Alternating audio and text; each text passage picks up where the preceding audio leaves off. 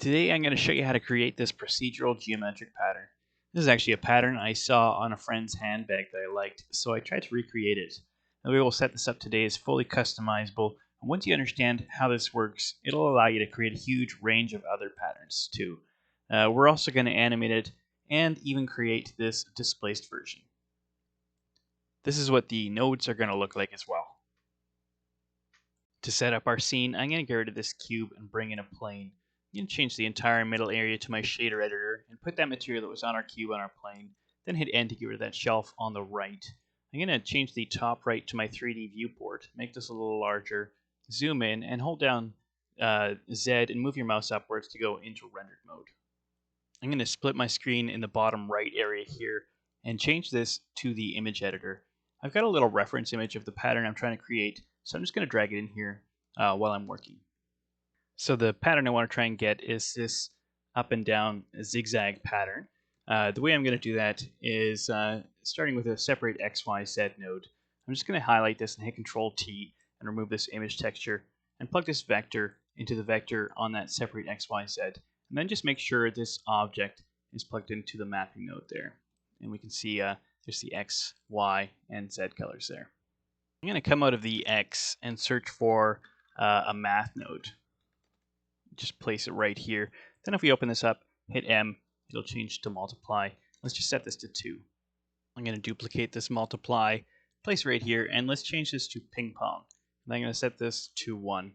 What it's doing here is it's going from 0 to 1 to 0 to 1 to 0. I'm going to duplicate this ping pong node and just change it to add by opening that up and hitting A. And we're going to add this Y to that bottom there. And then we get this sawtooth pattern. So we're basically getting this ping pong, which is 0 to 1 to 0 to 1 to 0, plus this Y, which is -1 down here, going up to 0 in the middle, and then to +1 at the top. And that result gives us this linear kind of sawtooth pattern that we can use as a gradient. You can control this as well with the multiply. You can kind of control the slope there. And with this ping pong node, you just control how many teeth there are in that pattern. I'm going to hit Shift A and bring in a color ramp. And I'd like to try and replicate the pattern here. So we can see it's like red, white, blue, white, red with a black stripe in between. So we're going to have a fair amount of points here. And the bottom one is going to be that first red color down here. So, you can zoom in if you want. Let's pick that first color. Make sure this first flag is selected there. Hover over this color here and hit E. And then you can select that just by clicking on it. You do it a couple times, get some different colors. This looks good to me. I'm going to hit the plus to bring in another flag. And if we click on the color and scroll down with the mouse wheel, we can change it to black. I'm going to set this position to 0.025 and then set the interpolation to constant. I'm going to bring this white flag down to 0.125. I changed the widths of some of these lines a little bit, so they're not all exactly like in this pattern here. I just like to look a little better, but feel free and change it if you want. Let's put in another flag here, and if it's not black, just change it to black. We're going to set this position at 0.275. I'm going to bring in another flag. It's going to be white as a default there, just because it puts a flag to the left of the one you currently have selected. I'm going to color pick this one as blue. So go ahead and hover over here, hit E, and then just select one of the blue areas on the image. I'm going to set the position of that blue to 0.345. I'm going to bring in another marker, and it's black here as a default for me, so I'm going to leave it as is, and I'm going to put this at 0.465. I'm going to bring in another marker. I'm going to click on this black one because I want to grab a white one, so just make it white there. And this one is going to be at 0.535. Then I'm going to bring in another marker, and I'm going to have this one be black, and I'm going to put it at 0.685. I'm going to have another one here that's going to be at 0.785, and I'm going to change this to the same red we had before, so I'm just going to color pick that area. And then one last one that's going to be black again. I'm going to put this at 0.975. To widen this range a little bit, and to do that, I'm going to bring in a map range node. If I place it here and drag this from min down, you can see it widens this a little bit. I'm going to set this to -0.7. I'm going to grab this map range and hit Control-Shift-D so I duplicate it while it remains attached to this add node back here. And I'm just going to reset that from min to 0. If you look at this map range output, we can see we can drag this from min up till about where it gets to 1, and then the mask doesn't work the same way anymore. I'm just going to put it at 0.999 for now, and then use this going into a mix RGB into the factor to control the mask for this here. So now we can see, it doesn't quite capture that black at the top. We're just going to need to fix that, but now it's masking this out where we can control this color up top here. I'm going to change this map range from min to 1, and this from max to 1.001. And then let's go ahead and bring in another math node, and I'm going to leave this on add, and I'm going to set this at -0.11. I like the look of this. We can kind of change it around. I more or less just eyeballed that black area at the top there, and -0.11 looked pretty good. I'm going to move this principled BSDF out of the way and grab everything from that mapping node to the end of this color amp and map range node, and I'm just going to group that all together with Control G. If we tab out, now we've got these 2 outputs and this 1 input here. Tab back into here and hit N to expose this shelf, and I'm just going to rename this here mask. Color's fine, that works for me. And I'm going to expose one more parameter. The only one I really need is this location here, but we could do whatever. And it's worth taking the time to appreciate this setup too. Like let's say if you wanted to set something like this up here, this is kind of neat. All those little jagged lines there. You can control the slope here as well. So you get so many cool things just with these nodes here. Maybe place another math node on this Y area right here too. But let's just undo that. It's just fun to play around with that stuff. You could expose these parameters as well. You could expose this map range or this add here, whatever. I'm just going to leave it with that location. That's fine for me. I measured it, and in order to be the same width here as it is here, I need to set this at -0.125, and that'll be fine. So I'm just going to set it like that, move forward from here. I'm going to grab this node group, move it up a little bit, and hit Control-Shift-D so it remains attached here. And I want to create 4 copies, so we're going to have 5 in total. On this top node group, I'm going to change the Y coordinate to 0.95 so it's moved quite far down. Then I'm going to plug this one right here. The color is going to go into color 2. And this one here, we're going to set the X at 0.25 and the Y is going to be at 0.45. So you can see it's offset a little bit there. I guess it should be 0.5, but I actually want to do one other change. Let's go into any of these node groups, because if we make a change to one of them, it'll apply to all of them. And I'm going to search for a vector math node and put it right after this mapping node, right before this separate X, Y, Z. We're going to change this to scale and set it to 2. So this scale is half as much, or half the size, basically. We can see that these black lines are now lining up nicely. I'm going to tab out, and let's duplicate this mix RGB. We'll place it right here, and this mask is going to go into that second factor, and this color is going to go into color 2. We can see it's just slightly not lining up here. I'm going to set the Y at -0.05, and that lines it up. I'm going to repeat this process again. Grab this mix RGB, place it here, and let's run this mask into that factor and this color into the color down there.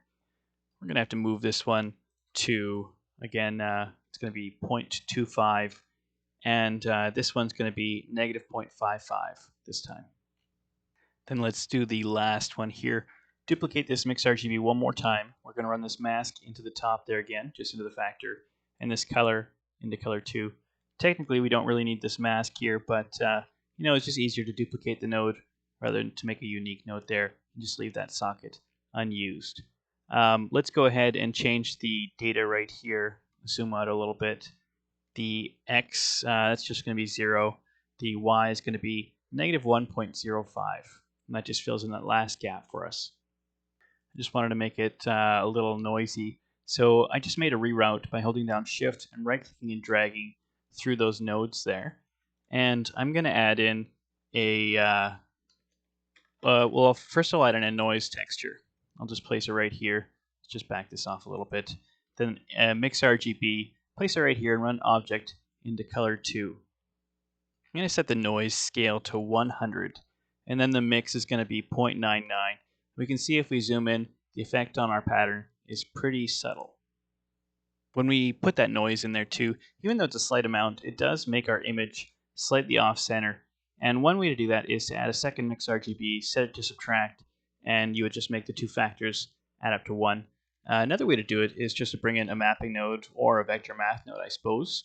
And I'm just going to set the X for the location data at 0.5. And that works pretty well. Now you can actually distort it quite a fair amount. And it just distorts from the center instead of pushing everything one direction. Next, I'm going to make a bump map. I'm going to use these masks here running into an invert node. So I'll just plug that in and then run it into a bump node, and it's going to go into the height, not the normal there. And I'll just leave this strength at 1. Then I'm going to duplicate this bump and this invert, and I'll just place them here. This bump is actually perfect. It's going into the normal, which it should be. And this one here is going to go into height. And I'm going to set this at 0.7 and then plug this second mask into that color there. So I'm going to repeat the process here a couple more times. This one's going to go into here. And this guy is going to go into the height. And then I'm going to set this strength at 0.4. And I'll do this one more time. This strength is going to be 0.1. So just 0.3 subtracted each time. And duplicate that guy. Run that mask in there. And then this guy's going to go into the height. So you can see the bump data there. Let's feed that into the normal on this principled VSDF. And then we'll feed this mix into the base color here. And let's see what this looks like. It's looking good. That bump map is doing its thing, and it's creating a nice effect there. I'm actually going to switch to cycles because it's starting to go a little slow for me, and it tends to work a little faster in cycles in these types of situations for me. But it's going to work fine in Eevee too. So just do whatever you prefer. We could set some displacement. Why don't we try doing that? So I'm going to change this to GPU compute. If you have that, that'll make it go faster, but it's not necessary. But make sure you change it to experimental. Some adaptive subdivision is going to go a long way here. Let's put a subdivision surface on there, change it to simple, and just change it to adaptive subdivision. Then scroll down to where you have your material settings here. And if I close this, it's going to be a lot easier. So go into settings and change bump only to displacement and bump under displacement. I go into one of these node groups as well. I want to make one more of these map ranges. Just duplicate that, because if I want to change something, it would be nice for that height there. And why don't we call that third one, we'll just call it height map.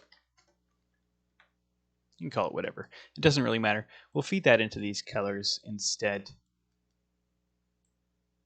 Just like this. It's going to be the same value, but if we want, we can change it.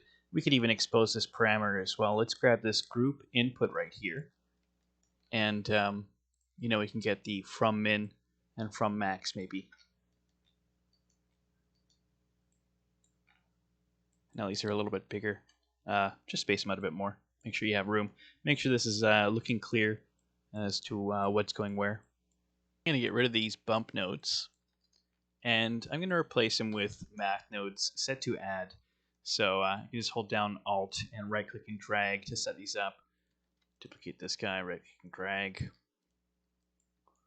And there we go. I have a really simple height map that I'm going to feed into a displacement node. Let's place it right here. Make sure this is going into height. And I found 0.05 worked pretty well. Let's feed this into the displacement right here. And there we go. In fact, I'm going to hit, Control Spacebar while I'm hovering over here. So I get a full screen look at this. It actually looks pretty cool. The only issue, I suppose, is that, we've got some weird stuff happen on the edge. It'd be kind of cool if it was like solid black. But because we've got that noise texture, maybe that isn't helping very much with that gradient there. I'm going to hit Control and Spacebar to go back into normal mode. And whether you have it set up with the displacement or the bump map, it's kind of up to you. The displacement is really cool, and you could do a cool animation as well with these X and Y location information pieces here as well. Like, let's say you wanted to move the X back and forth. That's how you get this horizontal movement in those patterns there. I'm going to change this back to bump, and let's talk about the animation. So I'll just quickly set this up, go into height, and duplicate this guy here. And this is going to go into the height there. Duplicate. And then I'll just need to set the strengths here. So this is going to be 0.1. This one was 0.4. And this one is 0.7. Then I'm going to feed all of this into the normal here. And there we go. I'm going to make my timeline a little bit larger. And let's go up to the top node group. Let's go to frame 25 as well. Oops, not like that. With this one right here. So yeah, we're just on the 25th frame here. And let's hover over this location and hit I to keyframe it. And then go to frame 50 and just add 0.5 to the X. And let's keyframe it again. So now we've got this pattern right here, just shuffling over, one to the left at the beginning there. Let's go to the third node group this time and go to frame 75. And we'll just keyframe this. Let's go to frame 100 and we'll just subtract 0.25 from the X there. We'll just keyframe that again. So now we have this middle top row moving halfway to the right there. Just realized I should have exposed one more parameter, so I'm just going to quickly do that. And it's just going to be this rotation on the mapping node. So just drag from here into the rotation there, and that'll be set up for all of these here. You might want to move them apart a little bit. They might be kind of too close together now, overlapping. Now that we have the rotation exposed, let's go to the fifth node group here. And I'm going to go to frame 125.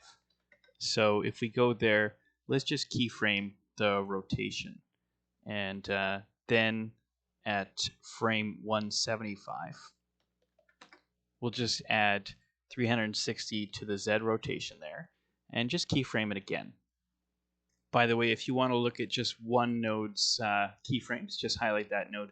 If you want to look at a couple, you can just hold down Shift and left click. Then you can get all at once. Just sometimes it looks a little cluttered, so it's nice to have one or a couple if you want. The last one we're going to do though is the fourth one. I guess we're going to do one more to the third one as well, but let's do the fourth one first. And we're going to go to frame 130, and we'll just keyframe that like it is there. And we'll set the same keyframe at 170. I'm just going to duplicate it while hovering over here, hitting Shift D. I'll just drag this across to 170. And then we'll go to frame 150, just in the middle there. And we're going to set the Y to 0.70, maybe. I kind of changed it from my first, maybe 0.75. Let's see what that looks like. No, the first one. 0.7 looks good. I'm going to keyframe that just in the middle. So now we have this one kind of moving up and down as that one does the 360 there.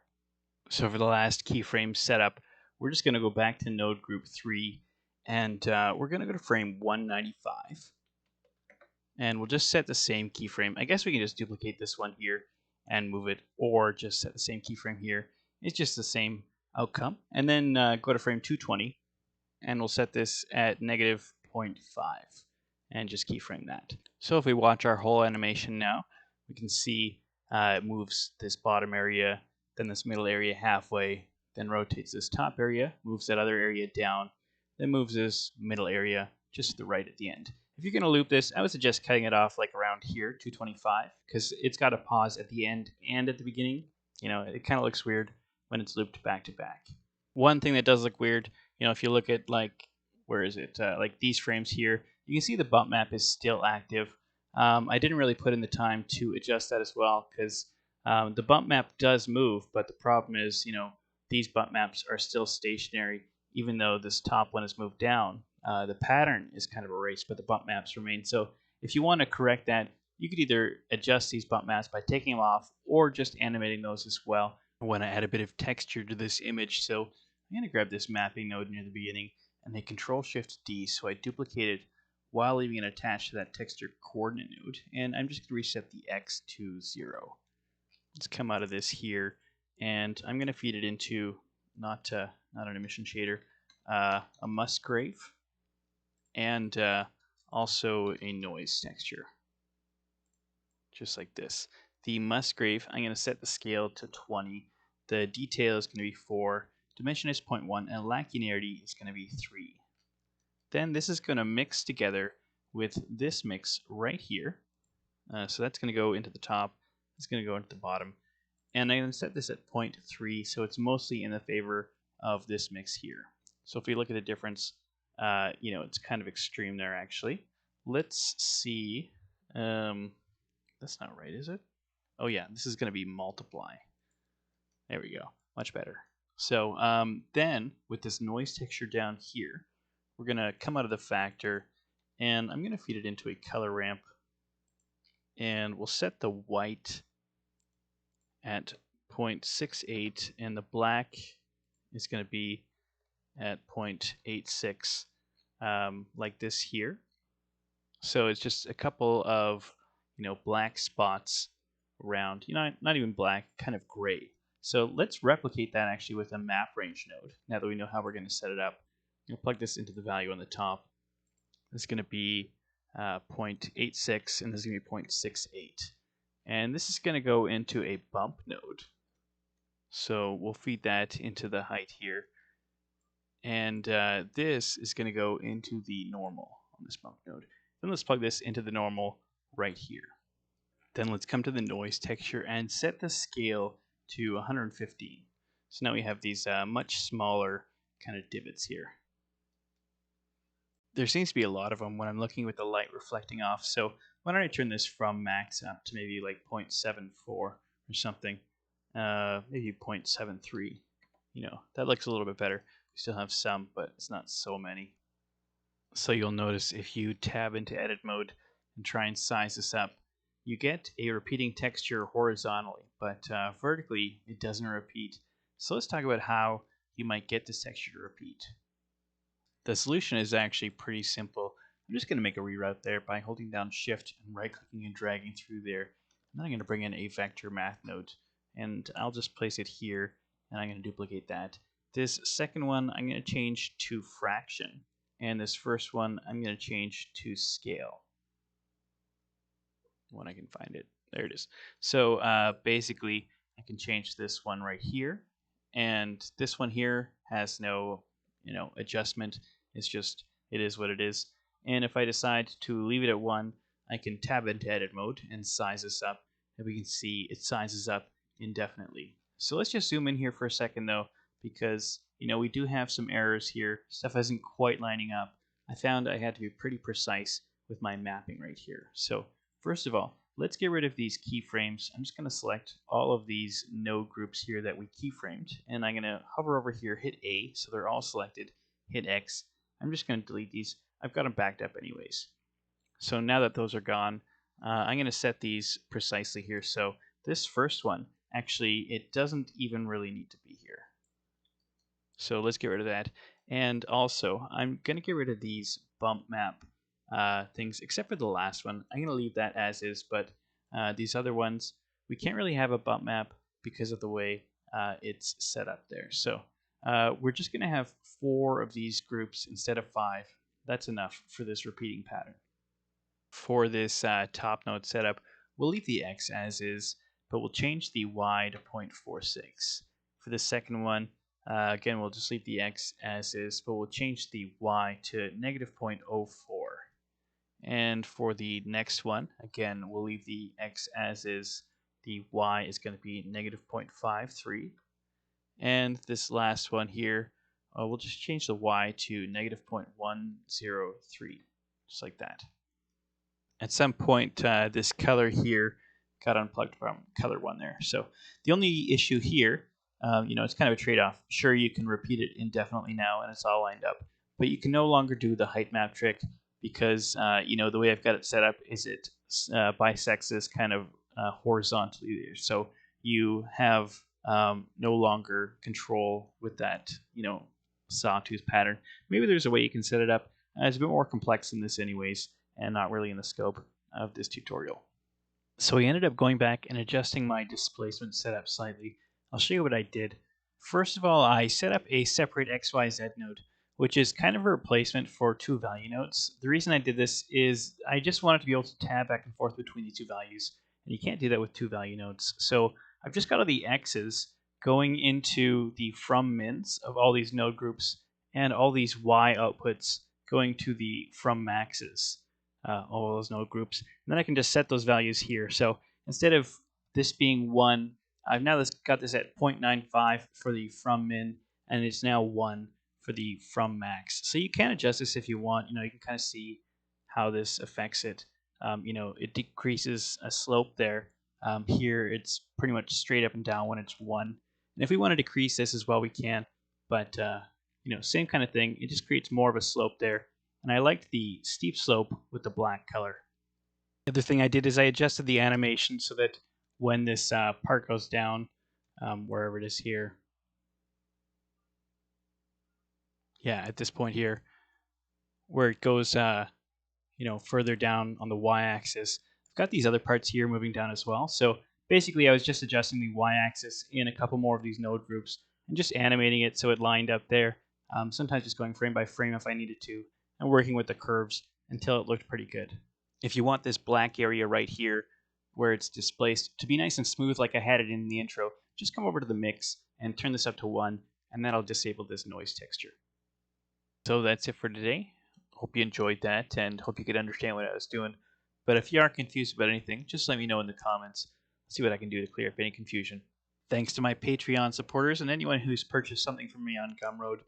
It means a lot. And thanks for watching.